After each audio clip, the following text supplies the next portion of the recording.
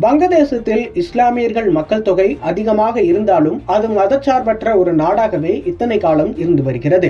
இதற்கிடையே வங்கதேசத்தில் 90% இஸ்லாமியர்கள் இருப்பதால் மதச்சார்பற்ற என்ற வார்த்தையை அரசியலமைப்பிலிருந்து நீக்க வேண்டும் என்று அந்நாட்டின் அட்டர்னி ஜெனரல் அசாஸ்துமான் கூறியிருப்பது பேசுபொருளாகியிருக்கிறது.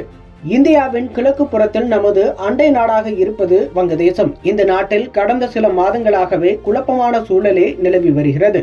கடந்த சில மாதங்களுக்கு முன்பு அரசுக்கு எதிராக மிகப்பெரிய போராட்டம் நடந்த நிலையில் அது வன்முறையாகவும் மாறியது. இதையடுத்து அந்நாட்டின் பிரதமராக இருந்த ஷேக் ஹசீனா இந்தியாவுக்கு தஞ்சம் புகுந்தார். இதையடுத்து அங்கு தற்காலிக அரசு ஒன்று நடந்து வருகிறது. இதற்கிடையே வங்கதேசத்தை இஸ்லாமிய நாடாக அறிவிக்க கோரி அங்கு குரல்கள் எழுந்துள்ளன. அதாவது வங்கதேசத்தில் இஸ்லாமியர்கள் தான் பெரும்பான்மை என்பது அனைவருக்கும் தெரியும். இருந்த போதிலும் வங்கதேசம் ஒரு மதச்சார்பற்ற நாடாகவே இருக்கிறது. இதனை அந்நாட்டின் அரசியலமைப்பும் உறுதி செய்திருக்கிறது. இதற்கிடையே வங்கதேசத்தில் 90% இஸ்லாமியர்கள் இருப்பதால் மதச்சார்பற்ற என்ற வார்த்தையை அரசியலமைப்பில் இருந்து நீக்க வேண்டும் என்று அந்நாட்டின் அட்டர்னி ஜெனரல் அசாத்துமான் கூறியிருக்கிறார். இது பேசுபொருளாகியிருக்கிறது. வங்கதேச அரசியலமைப்பில் குறிப்பிடத்தக்க திருத்தங்களை மேற்கொள்ள வேண்டும் என்று அவர் வலியுறுத்தியிருக்கிறார். அந்நாட்டு சட்டத்தின் 15வது திருத்தம் குறித்து நீதிமன்றத்தில் நடந்த விசாரணையில் அட்டர்னி ஜெனரல் அசாத்துமான் இந்த வாதங்களையும் முன்வைத்திருக்கிறார். கடந்த 2011ஆம் ஆண்டு வங்கதேச அரசியலமைப்பில் 15வது திருத்தம் மேற்கொள்ளப்பட்டது. தேசியவாதம், சோசியலிசம், ஜனநாயகம் மற்றும் மதச்சார்பின்மை ஆகியவை 4 அடிப்படை கொள்கைகளாக குறிப்பிடப்பட்டது.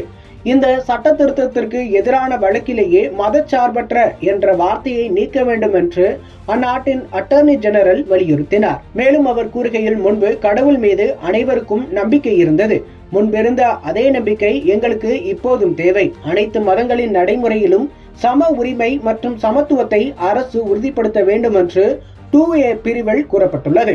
அதே நேரம் பிரிவு 9 என்பது வங்காள தேசியவாதம் குறித்து பேசுகிறது.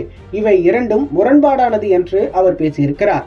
ஜனநாயகத்தை குலைக்கக்கூடிய திருத்தங்கள் அல்லது தடைகளை செய்யக்கூடாது என்று பிரிவுகள் 7A மற்றும் 7B கூறுகின்றன. இது நாட்டில் தேவையான சீர்திருத்தங்கள் செய்வதை தடுக்கிறது. ஜனநாயகத்தை குழிபறிக்கிறது என்று மறைமுகமாக சர்வாதிகாரத்தை கொண்டு வரவே இந்த திருத்தம் கொண்டு வரப்பட்டுள்ளது. இது சட்டத்தின் ஆட்சிக்கு எதிரானது என்று அவர் பேசியிருக்கிறார்.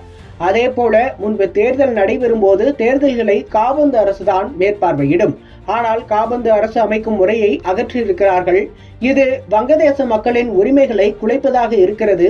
மேலும் பொதுமக்களின் நம்பிக்கையை சிதைத்து நாட்டின் ஜனநாயக அடித்தளத்தை பலவீனப்படுத்தியுள்ளது என்றும் அவர் பேசியிருக்கிறார். ஷேக் முஜிபுர் ரஹ்மானை தேசத்தின் தந்தை என்று அங்கீகரித்தது உட்பட பல திருத்தங்கள் வங்கதேசத்தை பிளவுபடுத்துவதாகவும் பேச்சு சுதந்திரத்தை கட்டுப்படுத்துவதாக இருந்ததாகவும் தெரிவித்தார். ஷேக் முஜிபூரின் பங்களிப்புகளை மதிப்பது இன்றியமையாதது என்ற போதிலும் அதை சட்டத்தால் அமல்படுத்துவது பிரிவினையை உருவாக்குகிறது என்றும் அவர் தன்னுடைய வாதத்தை முன்வைத்திருக்கிறார்.